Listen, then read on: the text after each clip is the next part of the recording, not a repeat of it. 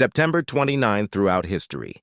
In 1829, the Metropolitan Police Service was established in London, marking a significant step in modern law enforcement. Fast forward to 1940, when the United States signed the Destroyers for Bases agreement with the United Kingdom, strengthening their alliance during World War II, and in 1988, the first episode of the beloved animated series The Simpsons aired, introducing us to the quirky world of Springfield. Each of these moments reminds us of the progress and creativity that shape our lives. Thank you for joining me today. If you enjoyed this journey through history, don't forget to follow for more fascinating stories.